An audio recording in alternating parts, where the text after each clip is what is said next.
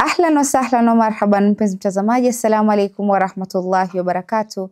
Natumai mzima buheri wa afya. Jina langu ni Haifa Muhammad na karibu katika kipindi kipendacho Pewa Asubuhi ndani ya kitengo Gumzo la Vijana. Alhamdulillah, siku ya leo mpenzi mtazamaji, tunaye mgeni mwingine ambaye atatuwasilishia mengi kuhusiana na School Chronicles.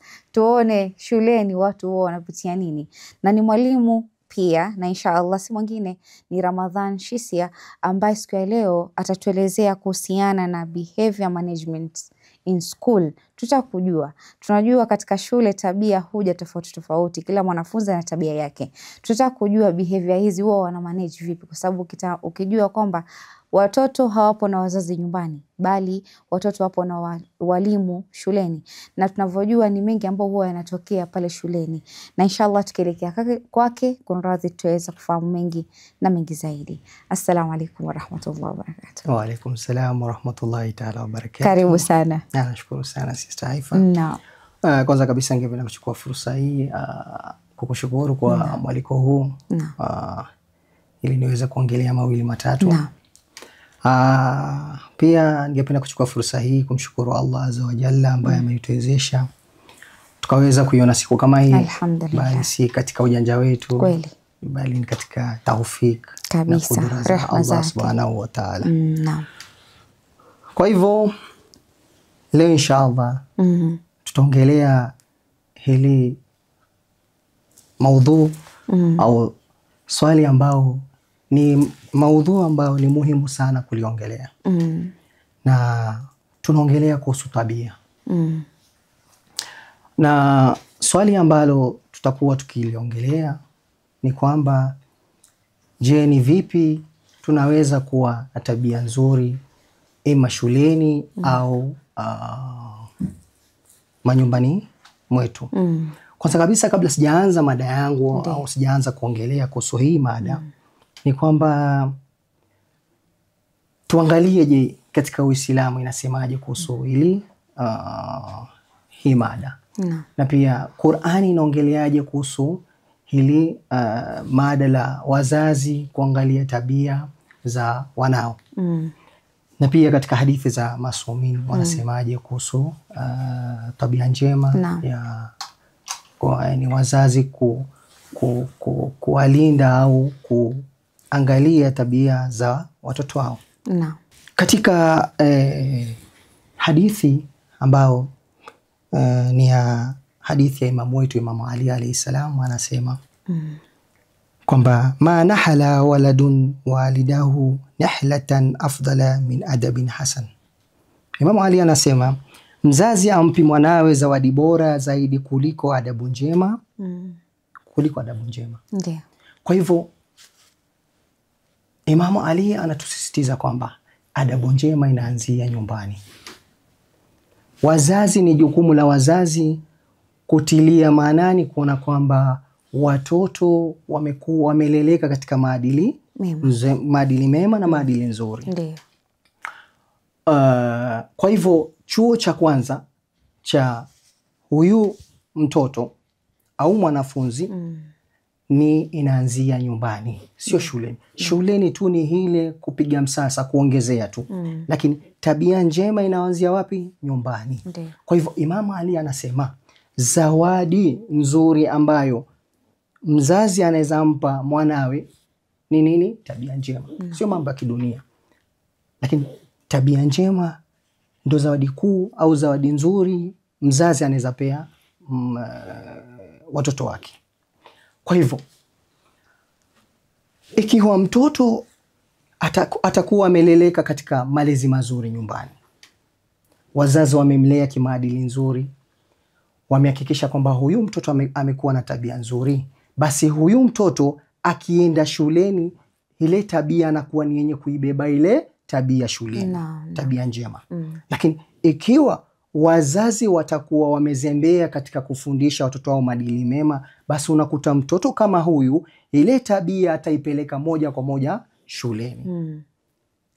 Kisha tunakuwa ni wenye kulaumu wazazi kwamba mwanangu ana utovu wa nidhamu. Kumekuwa na kasumba kwamba wazazi wamekuwa ni wenye kuzembea, kwa sababu unakuta mzazi amemchukua mtoto wake amempeleka shule, Ndio. amelipa ada ya shule na kila kitu ashalipa. Sasa yule mzazi anakuwa ni mwenye kurelax na kuketi na kusema kila kitu walimu wafanya, mimi nishalipa kila kitu. Nishalipa mtihani, walimu wanafanya kazi gani? Hiyo shule inafanya kazi gani? Nishalipa. Unaona, tunatia ile nishalipa, lakini tumesahau kwamba huyu mtoto lazima malezi yaanzie wapi? Nyumbani. Hiyo ndo muhimu sana, malezi yaanzie nyumbani. Naam. Pia katika Qur'an tukufu Mwenyezi Mungu Subhanahu wa Ta'ala anasema Bismillahirrahmanirrahim, ya ayyuhalladhina amanu qu anfusakum wa ahlikum naran waquduha an-nas wal hijara. Mwenyezi Mungu Subhanahu wa Ta'ala katika Qur'ani anasema kwamba kwanza katika kutafsiri hii aya kuna misingi miwili kuu tunaangalia hapa. Qu anfusakum, yani qu anfusakum ni kwamba lazima wewe kwanza uanze na wewe, mzazi wewe uanze na wewe kujitakasa na kuwa na maadili mema na kuona kwamba uko katika njia ya uongofu. Ndio. Qu anfusakum. Kwa hivyo ni mzazi kwanza aangalie kwamba yeye anafuata maadili mema na pia yuko katika njia ya uongofu. Sahihi. Kwa hivyo qu anfusakum. Alafu akishajia yule mzazi akishapata ile malezi ya dini, ashamtambua Mwenyezi Mungu. Sasa Mwenyezi Mungu anasema nini? Wa ahlikum. Na nini? Na jamaa zako. Kwa hivyo hapa tunaangalia jamaa zako, tunamwangalia kwa mfano baba. Kwa hivyo baba yuko na masuul ya kuangalia kwamba familia yake iko nini? Sawa sawa. Wale wazazi wako na masuul ya hawa watoto kuwapa maadili mema. Kwanza wao waanze kuwa na maadili mema, kisha wawafundishe nini? Maadili mema. Unaona? Na nikimalizia katika hadithi ya Imam Sadiq alayhi salam anasema, Imam Sadiq alayhi salam anasema kwamba watoto huwa sana wanakuwa ni wenye kuiga vitendo kuliko maneno. Ndio. Watoto. Kwa hivyo hata wewe baba uwe ni mkali kama simba nyumbani, au nyinyi wazazi ni wakali nyumbani, lakini ikiwa matendo yenyu hayaendani na maneno yenyu, basi yule mtoto itakuwa ni kazi ya bure. Ndio. Sawa? Kwa mfano, baba anamueleza mwanawe kwamba mwanangu, usiwe ni mwenye kuvuta sigara, usiingie katika miadarati ama kufanya vitu vingine. Lakini huyu baba ndo wa kwanza yamtuma mwanawe kwenda kununua sigara, au mtoto anamuona baba anakuwa ni mwenye kufanya zile vitu ambavyo amemkataza. Ndio. Sasa yule mtoto anachukulia, anaona ikiwa baba ananikanya nisifanye hivi na yeye anafanya, kwa hivyo anachukulia haina uzito. Ndiyo. Ile Alaliona ni jambo la kawaida. Jambo la kawaida. Kwa hivyo tunakuja tunaingia katika masala yetu. Hiyo tulikuwa tunachukulia, tunataka tuangalie dini inasema nini. Ndio. Je, katika hadithi, katika Qur'ani inasema nini? Sawa sawa. Kwa hivyo tunaingia katika topic yetu au mada yetu ambayo tunaongelea behavior management in school. Kwanza kuna swali hapa ambayo tunauliza, je, wazazi watawezaje kuwasaidia walimu kuona kwamba nidhamu imepatikana shuleni? Je, wazazi wana dauri gani, wana jukumu gani kuwasaidia walimu kwamba kuone kwamba kuna nidhamu shuleni? Kuna nukta kadhaa hapa ambayo tutaongelea, ambao kwanza kuna kitu ambayo inaitwa establish a regular communication channel. Lazima mzazi afanye juhudi kuwe na mawasiliano baina ya mzazi na mzazi na walimu. Kwa sababu hapa tunaongelea ni vipi mzazi atamsaidia atasaidia walimu kuwe na nidhamu, kupatikane adabu, kuwe na nidhamu kule nini shuleni. Ndiyo. Kwa hivyo jambo la kwanza, kuwe na mawasiliano baina ya mzazi na mwalimu. Kuna tatizo kubwa sana leo jamii inakumbwa nayo, hususan wazazi na shuleni, ni kwamba kuwepo au kutokupatikana na mawasiliano baina ya hawa watu wawili, mwanafunzi na walimu, inapelekea kwamba huyu mwanafunzi anaweza kuanza kuwa na tabia fulani, ima shuleni anaweza kuwa na tabia fulani, na kama shuleni atakuwa na tabia fulani na mwalimu asimjulishe mzazi kwamba kuna mtoto wako yuko na tabia fulani, basi kuna kuwa na tatizo hapa. Kwa mfano tumesikia cases nyingi katika hizi sehemu ama manyumba au hizi slums. Ndio. Unakuta kwa sababu hakuna communication baina ya mzazi na shule, ni kwamba mtoto alichukua begi akamwaga mzazi, akamwambia mimi naenda shuleni. Lakini huyu mtoto hapa katikati hakufika shuleni. Kweli. Aliingia katika shughuli ambazo si nzuri. Kwa mfano, kuna wengine wanaingia katika madawa ya kulevya. Kuna wengine wanakuwa ni wanabebeshwa ile madawa kutoka point A kwenda point B, sehemu moja kwenda sehemu nyingine.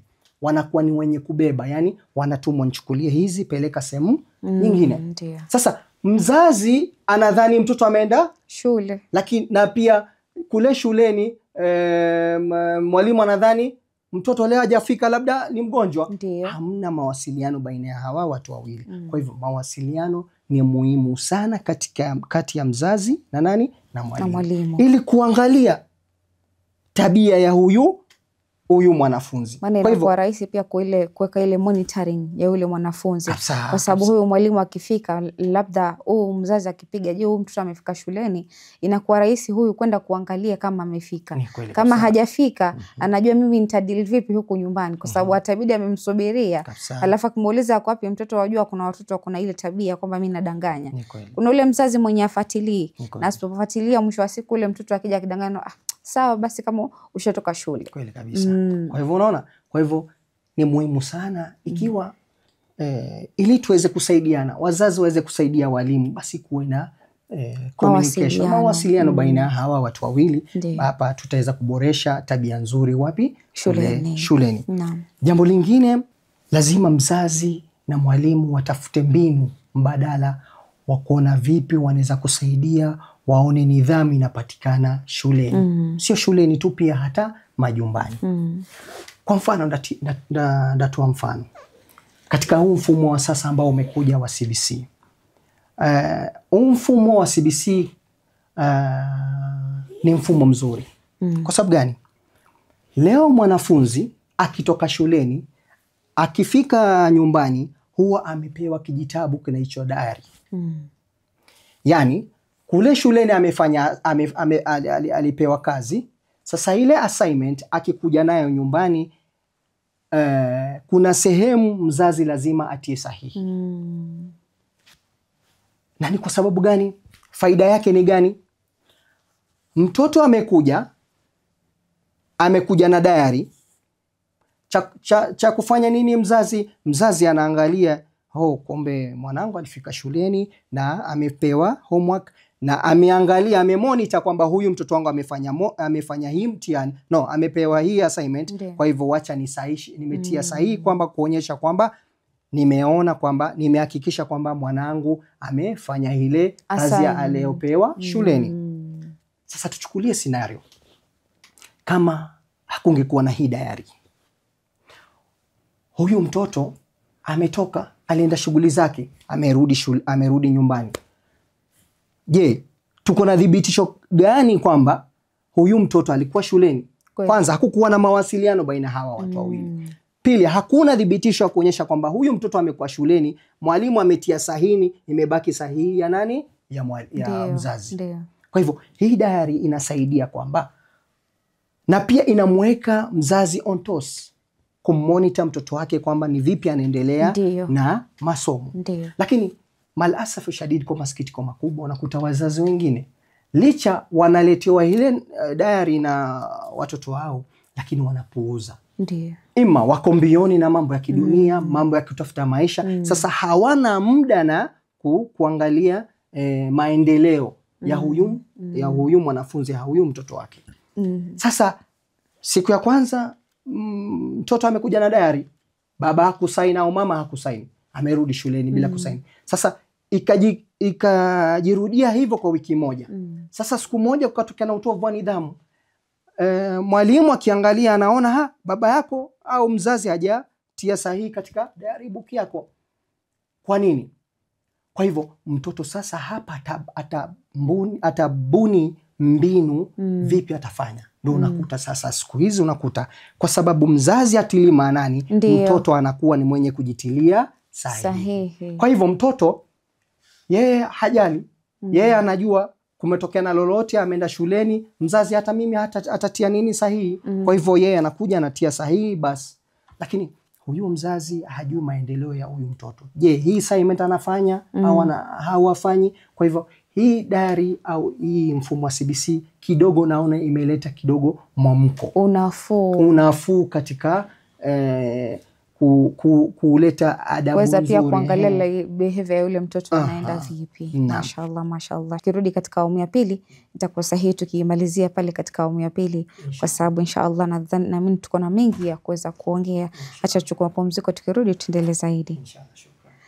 Kurudi kwako mpenzi mtazamaji, natumai katika awamu ya kwanza tukiwa na Ramadhan ndani ya studio zetu za Mahdi TV umeweza kufahamu machache ambayo umeweza kuiangazia. Haswa ni mengi ambayo yanaweza kuongelewa ili kuangalia haswa behavior ya mwanafunzi shuleni itakuwa vipi, ama je, wazazi watashirikiana vipi na walimu ili kuhakikisha kwamba behavior ya wale watoto shuleni inakuwa salama na sahihi. Mpenzi mtazamaji, acha tuchukue mapumziko, tutakaporudi tuendelee zaidi.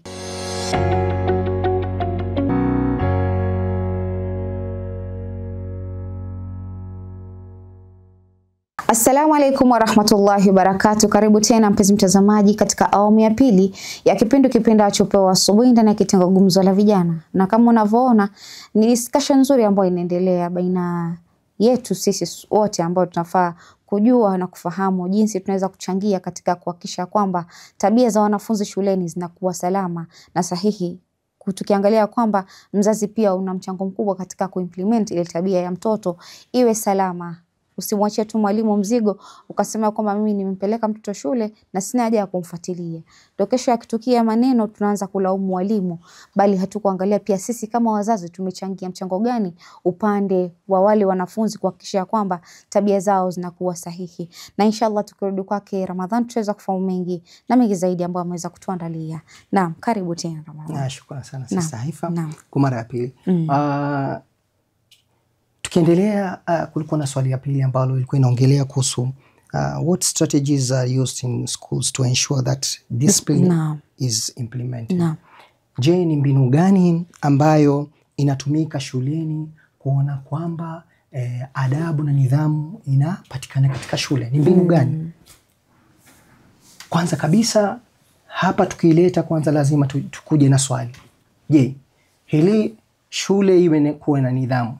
Je, kumchapa mwanafunzi, kutumia kiboko, kutumia fimbo au fito, je, hiyo ni suluhisho au ni suluhisho ya kuleta adabu au kuleta maadili mema au kuleta maadili mema katika shule? Ndiyo. Sasa hili ni swali tunaliweka. Kimimi kivyangu naona kumchapa mwanafunzi au kutumia kiboko sio suluhisho ya kuleta nidhamu katika shule. Sababu ni gani? Katika utafiti ambao umefanywa ni kwamba wamegundua kwamba ukimchapa mtoto, ukimzidi kumchapa mtoto, yule mtoto anakuwa resistant. Yani anakuwa sugu. Kweli. Kwa hivyo huyu mtoto ukimchapa ukidhani unamrekebisha, bali ndio unamharibu kabisa. Maana watoto siku zote wana ile mentality, wana ile tabia kwamba leo amenichapa, kesho amenichapa, kesho kutwa amenichapa. Na kwa mazoea. Kwa hivyo anajua hata nikifanya kosa hakuna punishment nyingine. Ndafanya nini? Ndapigo kiboko. Kwa hivyo ashazoea. Tukichukulia mfano halisia ni kwamba hata wewe mwanadamu, ikiwa leo wewe mwanadamu umezoea kutumia dawa labda ya kupunguza makali au uchungu, kwa mfano unatumia Panadol au mara moja kwa kupunguza uchungu. Sasa ile dawa umeikifirisha, umeizoesha kuitumia, huwa inafika sehemu inakuwa mwili wako unakuwa resistant. Hauwezi kuhimili ile dawa. Ndio maana unamkuta unasikia mtu anasema mimi nasikia kichwa cha niuma, lakini nimemeza hii dawa Panadol lakini haifanyi. Kwa sababu gani? Imekuwa na uzoefu, imezoea, mwili wako umezoea dawa mpaka sasa ile dawa haifanyi kazi. Ndio sasa pale unatafutio sasa mbinu nyingine, unapewa sasa dawa iliyo na nguvu kushinda.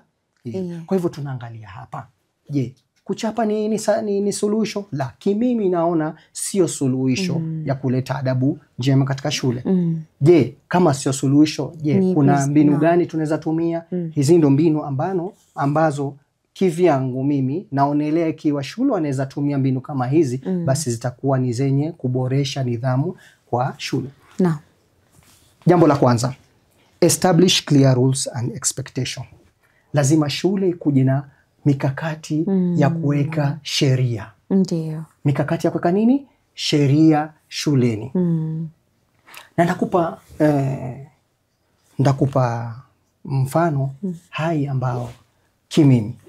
Siku moja nilialikwa katika shule ya Alliance. Katika mwaliko huo nilienda ile shule. Lakini nilipofika kule kuna vitu ambavyo niliviona vikanifurahisha. Ndio. Jambo la kwanza ni utulivu ambao niliona katika ile shule. Pili, nilipigwa na mshangao au nilishangaa kuona ile shule haina rules kama hizi shule zetu. Tumeandikiwa rules karibu 99 milioni wamekuwekea sheria. La, kule cha ajabu wana sheria ngapi? 2.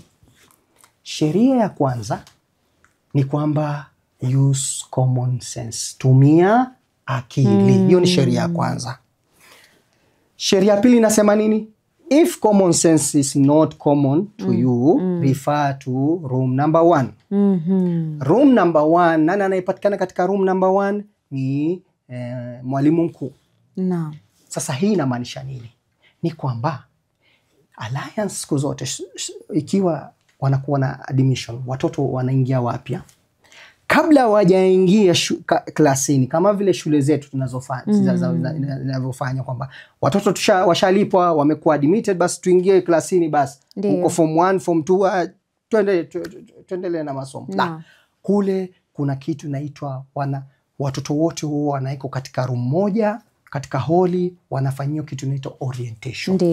Ndio. Orientation kivipi? Ni kwamba mwalimu anasimama, iwe ni mwalimu mkuu, anawasomea sheria moja baada ya nyingine. Ndio.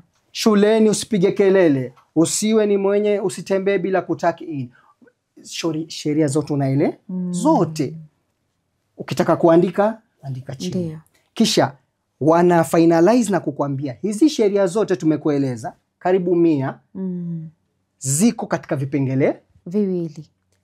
1, tumia akili, use common sense. Ndio. 2, if common sense is not common to you, kama akili yako kidogo tumia akili, basi rudi kwa room number, refer to room number 1. Yani enda kwa room ambayo ni headmaster anapatikana. Kwa mfano, mwalimu yuko klasini, mtoto akajikuta yuapiga kelele bure, au ametoka nje anapiga kelele bure, you shout. Sasa pale sheria inamwambia nini? Use common sense. Wewe unajua uko klasini, ilikuwa utumie akili, ujue mwalimu yuko ndani, uanze kufanya nini? Kusoma au kusikiza mwalimu. Lakini wewe umetoka nje umeenda kupiga, hapa inamaanisha kidogo akili yako kidogo haiko sawa. Sasa ule mwanafunzi wanaambiwa basi nenda kwa room number 1. Si tumeambiwa rules, sharti ya pili ni kwamba ikiwa akili unaiona kidogo haifanyi akili, haitumii ile akili vizuri, rudi kwa room number 1 ambaye ni principal, ambaye ni mwalimu mkuu. Sasa wewe utaenda kule, utabisha vizuri, utamsalimia mwalimu mkuu. Kisha mwalimu mkuu atakuuliza, kijana, nini nimekuleta hapa? Utasema, mwalimu, naona akili yangu kidogo haifanyi vizuri. Wakati wa somo la hisabati nilijikuta niko nje napiga kelele. Kwa hivyo naona kama akili yangu kidogo haiko sawa.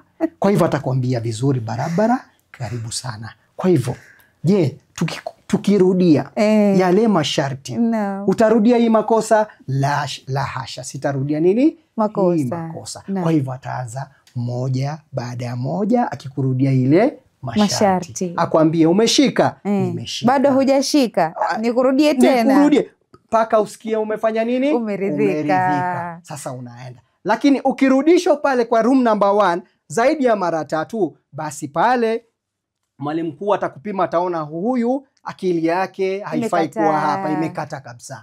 Huyu kuna shoti fulani, sasa hii tumrifa, atakuandikia barua, nenda utafute shule nyingine. Hakuna kupigwa, hakuna sijui ufanye sijui lawama, hakuna. Hamna. Use common sense. Na la mwisho, you must respond to the bell. Ile shule kengele kipiga, the bell has spoken. Kengele imeongea. Kengele ni kama shekhe wako. Lazima umkali, lazima usikie. Kengele ikilia, imesema, imekupa, kengele imelia ni kwamba ni muda wa kwenda kula chakula cha mchana. Hata kama ulikuwa unafanya assignment ya mwalimu, use common sense. Kwamba kengele imeongea, imesema ni wakati wa kula. Ni wakati wa kula. Ulikuwa ukifanya hisabati. Ndiyo. Unafanya hisabati. Kengele imelia inaashiria kwamba ni wakati wa kula. Lunch time. Kwa hivyo akili yako, kwa sababu wewe ni mwanafunzi lazima utumie akili. Kwa hivyo itakwambia nifunge kitabu, nikimbie nikakule. Ndiyo. Sawa sawa? Kengele imesema ni wakati wa kula.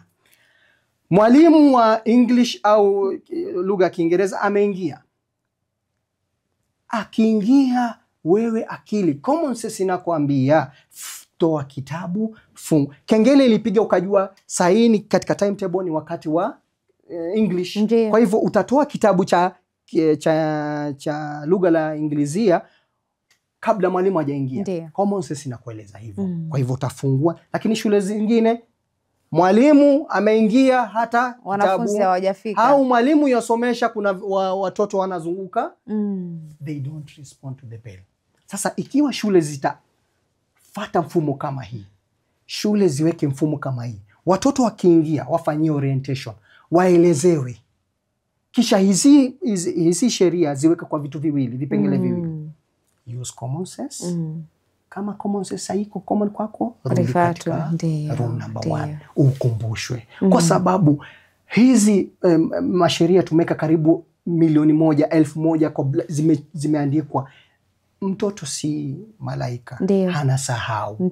Kwa hivyo, lakini tukimfanyia orientation, alafu hizi zote tuziweke kwa vipengele viwili, inamsaidia mtoto kama huyu. Sasa huyu mtoto itamsaidia hata sio shuleni, itamsaidia kule akikuwa nyumbani au sehemu nyingine. Maana inamjenga pia kule ku make decisions, kujua ni decision gani pia mimi nafanya za maana, kwa sababu ametumia akili yake. Kabisa. Anajua muda huu ukifika mimi nafaa kuwa darasani. Kabisa. Muda huu ukifika nafaa kuwa ni mwalimu wa Kimombo ameingia, ni Kimombo ndo anatoa kitabu chake. So nadhani pia inamjenga ule mtoto kiakili, anakomaa zaidi. Kwa sababu kule si kama primary usema utakimbizwa mbio mbio.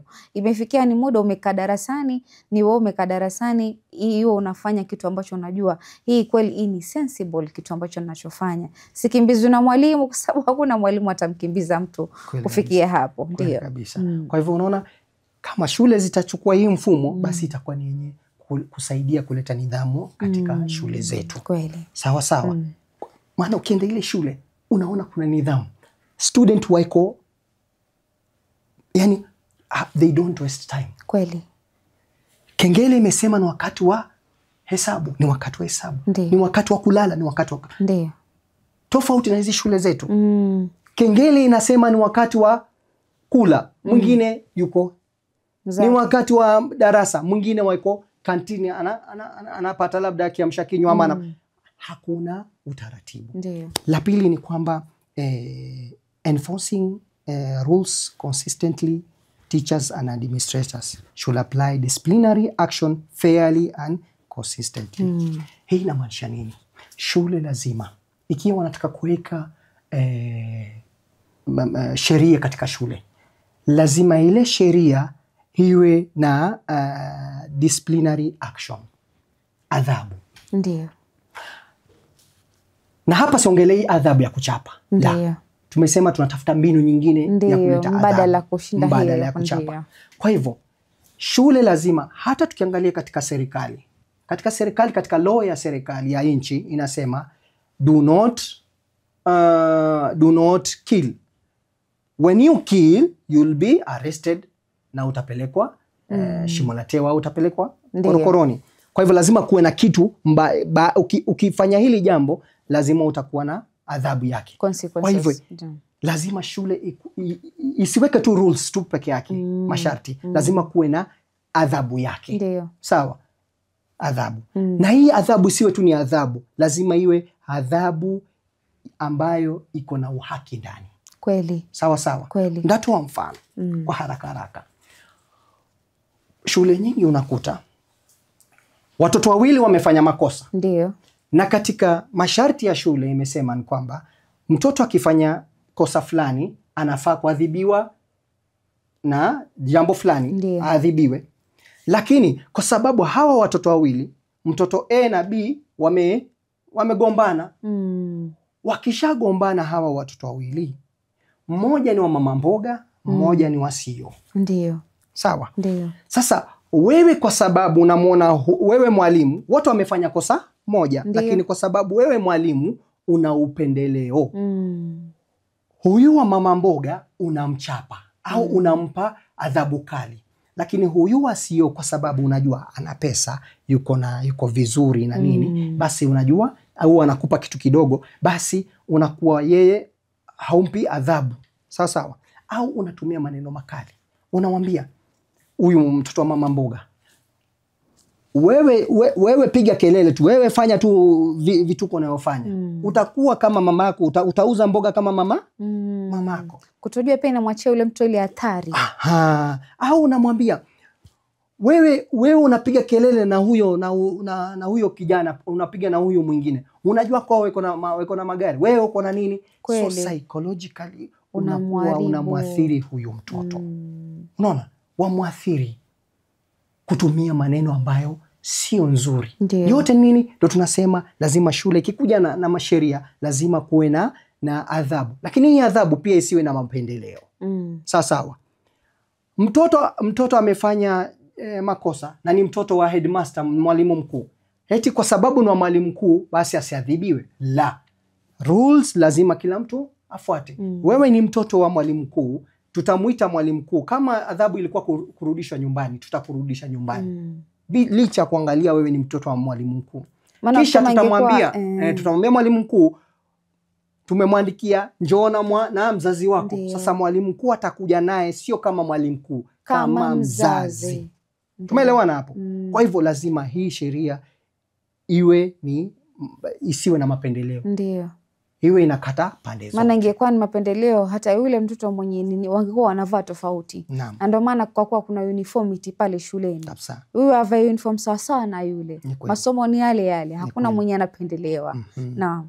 Alafu nyingine tena ni pia shule inaweza tumia kitu ambayo inaitwa teachers can use non-verbal cues. Non-verbal cues ni gani? Kwa mfano anaweza kutumia eye contact au proximity or gestures. Kwa mfano, sio lazima utumie kiboko. Unaona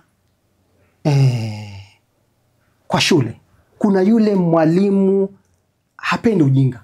Kweli. Sawa. Kweli. Sasa yule mwalimu, sasa tunatumia hii strategy, hii njia. Ni kwamba kuna mwalimu akiingia klasi, hata kama mlikuwa mnapiga kelele, ile akiwaangalia tu hivi, tuli. Nyote mmetulia. Ndio.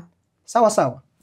Au labda wewe ni mwalimu uko pale unafundisha, au umewapea kazi wafanye, wewe umetulia. Sasa unasikia wanaanza kuongea kikundi, yule mwalimu nini. Wewe simama tu, njoo mahali wapo. Katika psychology ya wanafunzi, psychology yao ni kwamba huwa wamechukulia kwamba ushajua kila kitu unaongea. Hata kama walikuwa wanaongea ni mother tongue, wanaongea lugha ambayo ni tofauti na yako. Psychology yao wanaambia kwamba huyu mwalimu ashajua siri yetu, amejua ni nini tunaongea. Sasa wewe muita tu fulani, njoo hapa. Hebu niambie nini mlikuwa mnaongea pale? Hebu niambie ni nini? Mwenyewe atajikuta tu anaropoka na anakuele. Pale hujatumia kiboko wala chochote. Sawa sawa. Alafu nyingine, kuna mwalimu fulani alitumia hii njia. Huyu mwalimu, kuna vijana siku ya mtihani vijana wawili wakakimbia. Ndiyo. Kwa sababu walikuwa na ile phobia, uoga wa kufanya mtihani. Wakakimbia, hawasome, wakakimbia. Wakaenda kunywa pombe. Naam. Mtihani ulipoisha wakarudi. So anajua mtihani ya ule mwalimu ishakuisha. Wakarudi washakunywa pombe ni. Lakini mwalimu akajua hawa walikuwa wamekimbia. Sasa hakutumia kiboko kuwachapa. Alikuwa ashajua kweli hawa walikimbia mtihani. Sasa akatumia njia hekima. Akawaambia, akawaketisha, akawaeleza, fulani na fulani, mmetoka wapi? Wajua sisi tumetoka matanga ya dada ya anti yetu. Vizuri ya anti yenyu, vizuri. Poleni sana. No. Kwa hivyo sasa mlikuwa mnatakaje? Tulikuwa tunataka tufanye mtihani kwa maana tukikosa hii mtihani itakuwa ni tatizo. Kwa sababu walijua watapia mtihani kama hii ile. Na walikuwa shapata leakage kwa wenzake. Swali ya kwanza ilikuwa ni hivi, imekuja hivi. Sasa walikuwa wamejiandaa psychologically vile mtihani umekuja.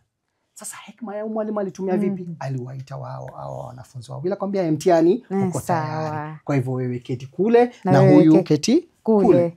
Swali la kwanza, jina la anti yenu. Swali la pili, jina la mume wa anti yenu. Swali la tatu, ni usafiri gani mlitumia kwenda kumzika anti yenu? No. Swali la 4, je, anti yenu alikuwa na watoto wangapi? Swali la 5, hebu nitajie watoto wake kuanzia kwa mkubwa paka kwa mdogo. 30 marks. Tatizo hilo. Akampa huyu huku na akampa ule mwingine kule. Tatizo hilo. Sasa hapo ndo miujiza inatokeanga hapo ndo balaa. Wewe huko umejiandaa kwa kitu kama kile. Sasa ndo pale. Huyu akaandika hivi, akaandika. Akikuja kuleta ile mtihani, maswali, akiangalia anaona anti ya huyu tofauti, na anti ya huyu tofauti. Mume wake ni tofauti. Si nyinyi mmesema nyinyi relative mmetoka kumzika anti yenu. Mbona majina isiyo tofauti? Isiyo tofauti. Wewe ulitumia pikipiki, huyu alitumia basi kwenda kumzika anti yenu. Kwa hivyo pale hakutumia nguvu, hakutumia kiboko kuwapiga, nielezeni mmetoka wapi. Kwa hivyo pale aliwaita akawaambia, hebu nielezeni kweli mlikuwa wapi. Sasa kwa sababu washajulikana ukweli wao, wakasema sisi tulienda kulewa. Unaona? Pale hajatumia nini? Hajatumia nguvu. Umeona? Alafu la mwisho ni kwamba shule kitaka kuleta maadili au kuleta nidhamu katika shule, ni kwamba lazima shule itafute mbinu. Na hii mbinu inatumika na inafanya kazi siku zote. Hizi position ambao kuna class representative, kuna sijui anayesimamia library, anayesimamia tusiwachie watoto wachague. Tusiwachie wanafunzi wachague. Wanafunzi ni wajanja. Wanamchuguanga yule dhaifu, wanajua huyu hatakuwa mtetezi, tukifanya mambo yeye ataziba mambo yetu. Umeelewa? Atakuwa on our side. Atatuangalia. Kwa hivyo tusiwe tunawachia wanafunzi wanachukua. Mbinu tunaweza tumia. Kwa mfano, kuna kisa ambayo unakuta katika shule, msichana form 1 form 2 alikuwa kitozahara.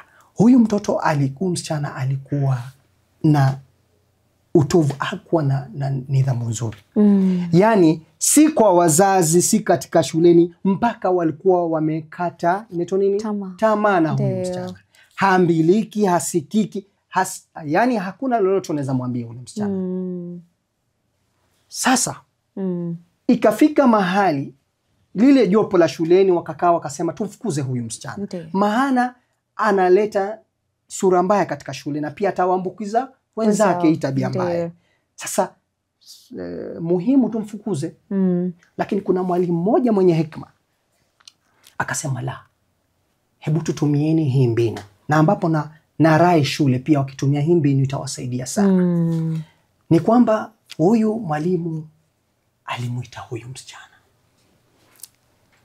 Ilikuwa ni wakati wa ndo sasa wanataka kuchaguana. Akamuita huyu msichana, Zahra, njoo. Akamwambia, Zahra, naona kitu ndani yako. Naona uko na kitu ambayo hili kitu ndani yako una ile uwezo wa kuongoza. Ndio. Kwanza hile neno linamfanya yule msichana anajisikia, iwe ni msichana au kijana, anajisikia kwamba kwa hivyo anaweza ongoza. Sasa mara ya kwanza mimi siwezi ongoza, watu watanichukulia vipi? Kwanza mwalimu fulani anipendi. Kwanza ndio. Sikiza. Mimi hatuangalii wewe Zahra. Mimi nakupendekeza wewe kwa sababu nimeona kitu ndani yako waweza kuongoza. Kwa hivyo nataka wewe uwe head girl wa hii shule. Maana naona unaweza ongoza wewe vizuri sana. Kweli mwalimu? Nawaambia jaribu. Akapewa uongozi. Je, unaweza amini? Saa hiyo shule ukienda, ukiuliza the most disciplined girl katika hiyo shule ni yeye. Kutoka katika hile alikuwa ni asikii, alikuwa mwingi wa utovu wa nidhamu, hakuwa na nidhamu nzuri. Mpaka imefikia mahali shule inataka kumfukuza. Ndio. Na shule sio vizuri kuwafukuza wanafunzi, maana hamjamsaidia. Mmemfukuza ndo ameenda kuharibika zaidi. Tafuteni mbinu ya kumuona huyu vipi mtamsaidia. Mashallah. Unaona? Ingine, kijana hapendi kusoma, yeye na kitabu ni pamba na moto. Ndio. Yeye kusoma, yeye haipo katika damu yake. Muiteni mwambie, unasikia hivi? Sisi tunaona wewe unaweza kuwa, unaona ile library, wewe kuwa msimamizi. Ndio. Unajua hawa watu wanapenda unajua ujana, sifa. Ujana unapenda sifa na kuona uongozi. Ndio. Ndio mambo ujana. Ndio. Sasa unaambia wewe utakuwa kiongozi wa library. Emi yako si mambo na uongozi. Emu yako ni kumfanya huyu kijana asome. Sasa ataona aibu. Itakuwaje mimi ni kiongozi wa library, watu wanasoma na mimi sisomi? Ndio maana utamuona amefungua library, ataenda atachukua kitabu cha form 1 cha storybook, ataanza kusoma. Leo, kesho kutwa mtu ndogo atapata ile interest ya kusoma na atakuwa ni msomaji mzuri. Unaona? Sasa hiyo ni mojawapo ya kujenga hawa, yani ya kuleta nidhamu katika kufukuza. Sio sababu, sio suluhisho, bali tujaribu tuweke mbinu ya kuona kwamba hawa watoto wamekuwa ni wenye kulelewa au kutafuta mbinu ya kuwasaidia hawa watoto. Shukran sana, shukran sana Ramadhan. Hakika umeweza kuelezea kitu kizuri ambacho ni wengi hasa walimu wanakipitia shuleni. Naamini hizo strategies zitakuwa ni usaidizi thabiti kwa hao, na naona nikifikia hapo itabidi nimekatia kwa sababu muda nao umetupa kisogo, lakini naamini kilichowasilishwa ni mengi ambayo tunayo kuwasilisha, lakini naamini yule mwanafunzi ataweza pia kuelewa, yule mwalimu ataweza kuelewa, na mzazi pia ataweza kuelewa mengi ambayo umeweza kuiangazia. Shukran sana. Kurudi kwako mpenzi mtazamaji, natumai katika awamu ya pili tukiwa naye Ramadhan katika studio zetu za Mahdi TV umeweza kufahamu mengi na mengi zaidi. Binafsi nimependa zaidi explanation aliyoelezea, na kwa hakika walimu mloko mashuleni ama pia wewe mzazi ulo nyumbani utajitahidi sana kuweza kushirikiana na walimu pia mtajitahidi kuchukua strategies ambazo Ramadhan ameweza kuzielezea ili kuimplement katika shule na kuhakikisha kwamba anakuambia kuchapa mtoto sio suluhu. Hata kule nyumbani wazazi wanaarifiwa, ongea na mtoto walao mara kadhaa ili uweze kumpa mwelekeo. Kufikia hapo mpenzi mtazamaji, sina mengi ya kusema isipokuwa nikwambia maasalam.